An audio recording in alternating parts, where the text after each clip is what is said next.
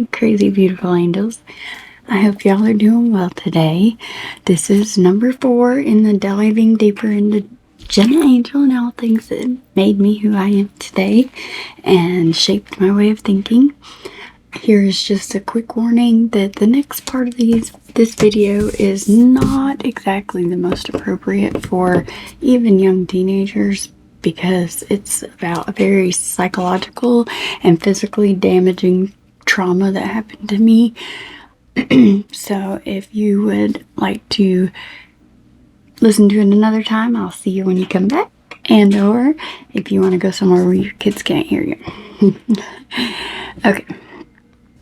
So, like I told you before, I had moved to this small town with my best friend had convinced her parents to do the same, right?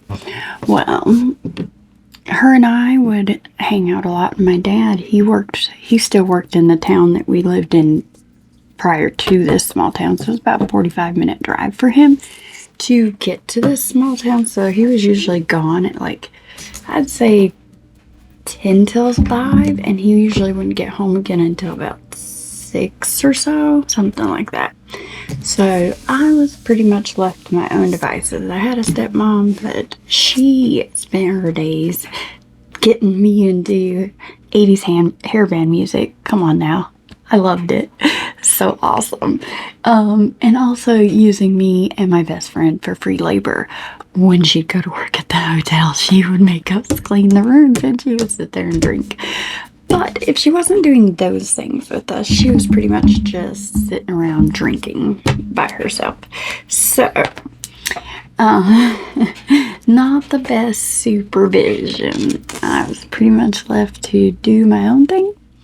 Anyway, one day, not long after we had moved there, I would say probably, I couldn't have been more than 12, maybe even, yeah, I was probably 12.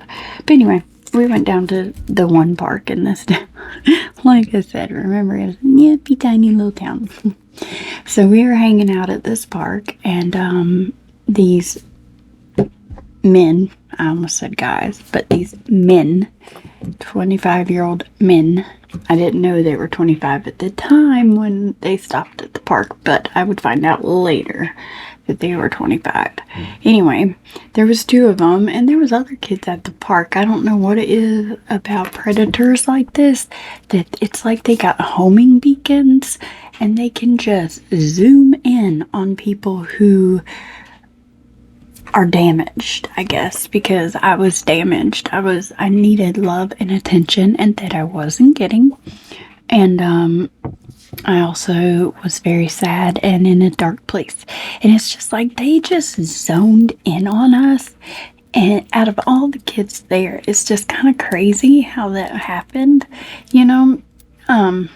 And I still to this day find it completely mind-boggling how predators like that are so good at picking out the mentally vulnerable people who they can manipulate.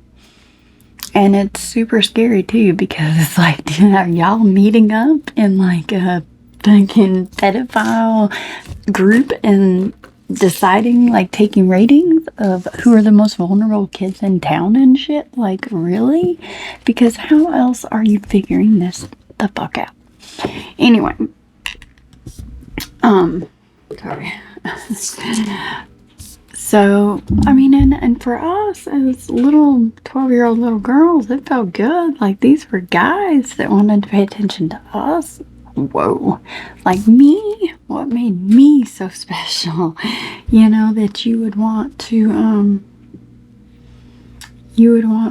my attention. And anyway, we went back to their house, and for the first little bit, it was totally platonic. We would go there and smoke and drink and hang out and bitch about our parents and school and, whatever else we could fucking bitch about. And we would play like poker and other things. And over time, though, it happened so slowly. That's what's crazy. It's because it happened so slowly that I didn't even realize that what he was doing was wrong, And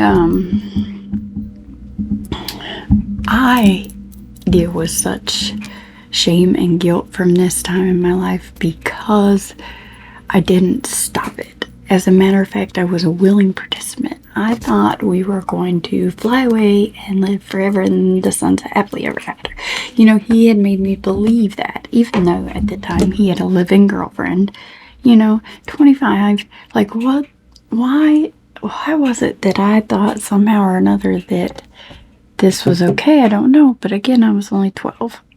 And, he made me believe that it was like boyfriend-girlfriend type of situation, and it causes me, still to this day, a whole lot of shame and guilt for not stopping it. And maybe I caused it myself, and maybe I should have known better, but I was 12. I mean, come on.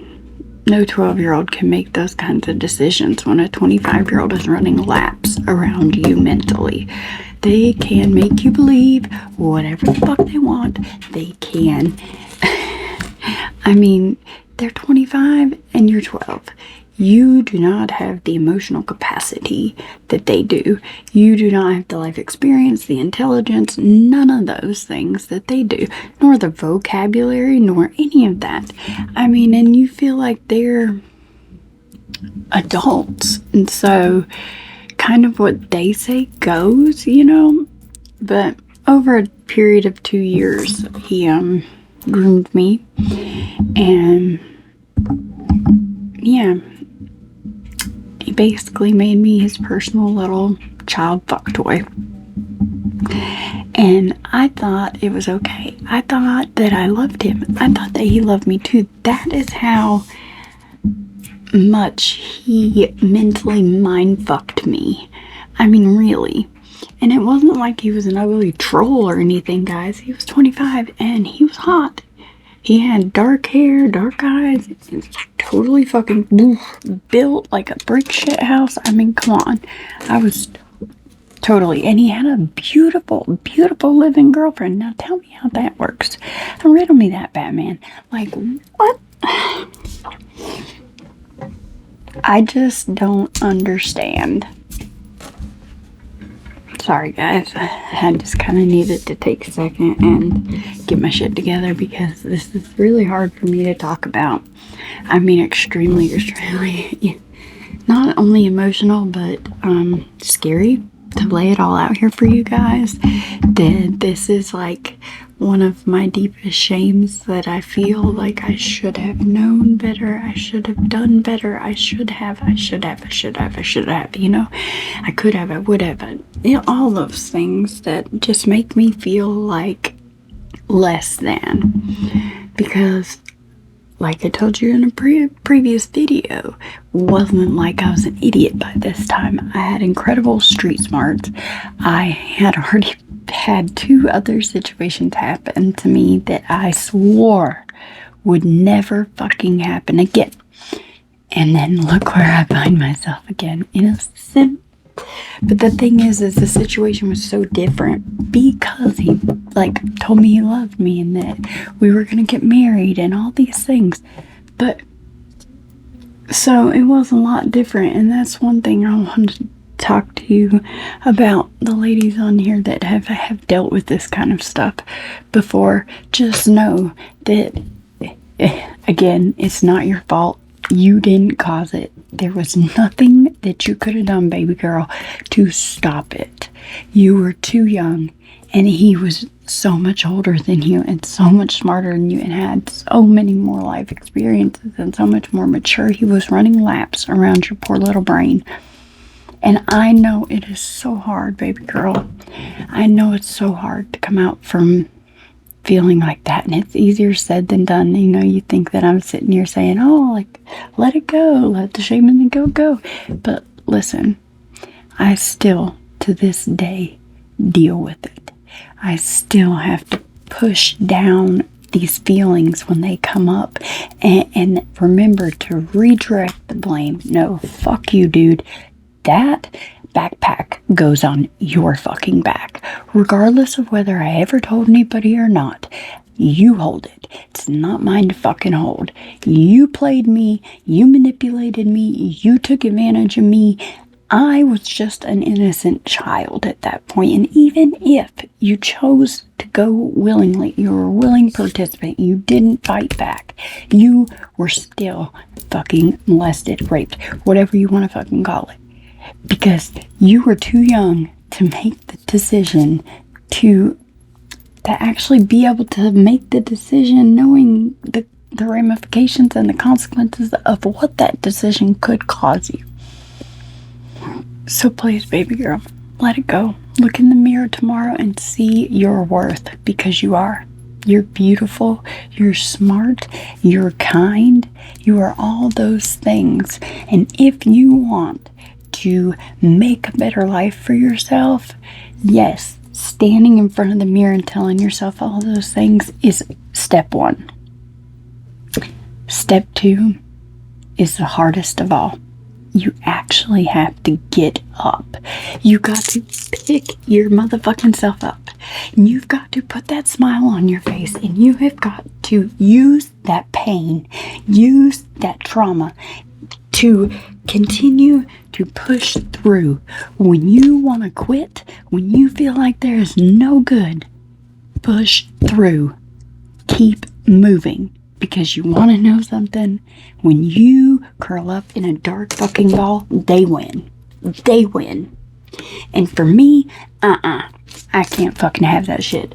Ain't nobody gonna have no power over me, no control over me, and I'll be damned if I'm gonna let somebody else dictate my fucking happiness, how I live my fucking life. Not happening. And you can do that too. It takes hard work to get there, but you fucking can. And just standing in front of the mirror and saying, "You got this, girl," is not. That's the easy. Step one, easy. The next part is getting up and open up that front door and fucking go live. Live to the fullest and be the happiest you that you can fucking be. Don't let that drag you down. Don't let no trauma bring you down. Don't let any of that shit hold you fucking back. Because I'm telling you right now, I have got severe PTSD and trauma from my fucking childhood, anxiety. I don't like going fucking even to the grocery store. I hate it, and it emotionally taps me. Like the rest of the day, I feel bad because I'm snippy with my kids. I'm short with them because I went to the grocery store, and it emotionally drained me because I'm so busy worried about, what's this motherfucker? Are you looking at me? Are you gonna follow me? Are you gonna fucking try to kidnap my fucking kids? What the fuck? You look shady, you know? And that's what I do. I analyze everybody when I'm out. I can't help it if you look shady. If you look at my kid too long, I'm always watching my back. I always know the people that are around me. I don't like people behind me. So if I can sit here, happily married, 17 years, a mother of 3 children, and the beginnings of a successful business that I've made from the ground up, Angel Creations, and then also laying all my fucking dirty laundry out there for y'all to see and happily do it. And I can honestly tell you that happiness is a fucking joke, okay? Let's don't go there. People say happiness, but it's a fucking joke. What you really want, what you're really looking for, is these feelings of pride, courage, self-achievement, just when you look inside yourself and you see a good person, you're honest, truthful, you know, you're loyal, you have integrity. All of those things are the things inside you that create this joy in your life, because you stand tall on who you are, regardless of what the fuck you went through, because you've put all of that baggage on whoever the fuck perpetrator was, where it belongs. Now, the trauma causes like ripples in the lake, right? You can't stop the trauma responses. I can't stop the nightmares that I have, the fact that I don't like people behind me. I can't stop the fact that I get overly freaked out when I'm out and there's big crowds. It's just the way it is. I don't trust anybody, and the people that I do trust are like 5. Seriously, like trust, because of my trauma. That's the trauma response. Now, the sadness, the dark hole, I'm going, oh, like my life sucks. Oh, I was a victim. Don't play that fucking victim shit with me. Because I'm not a fucking victim. I'm not sharing this to tell you, oh, I'm a victim. No, I'm sharing this so that you can understand that you're not a fucking victim either. And pulling that victim card is a fucking cop-out. And take it however the fuck you want. I don't care. It is a cop-out. It's a cop-out so that people don't push you to try harder when you've been through something like that. They don't fucking... It's your excuse to not move from where you're at now. You've been through this trauma, so now moving forward is just too hard, so I'm a victim. And nobody looks at you any different, and that's fucking bullshit. Put your big girl panties on, or your big boy panties, whoever you are. Put your fucking big kid panties on. There we go. And fucking get up and get the shit done that you need to get done. Take care of your fucking priorities. And you know what? Also, if you just put a smile on and try to do those things with a good attitude, it's funny. Because I always tell my kids, you fake it till you make it, baby. And that is where a lot of my being able to have a good attitude and I'm happy comes from, is because for years I was fucking faking it. I was drowning inside from all this ugly bitterness. But anyway, that's the end of video number 4, y'all. And I hope that you've enjoyed this and you've been able to keep up with me. And I do apologize if I am confusing. I know I bounce around.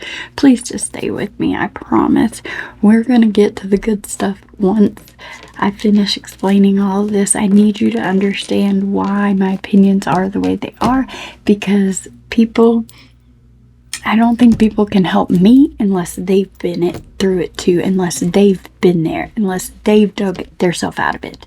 You know, so that's why I'm sharing this too, is so that you can see too when we go and talk about these other things that this is why I can say this, because I have dug myself out of the motherfucking hole of despair and pity and just downright fucking... I don't even know how to explain it. Such despair that dying wouldn't have been good enough. Like, that would not have been enough. I just felt so much pain. But anyway, I'll see you guys next time on video number 5. I hope you've enjoyed it, and I hope you've stayed with us on this crazy train. And buckle up, bitches, because we'll be back. Alright, bye, beautiful, crazy.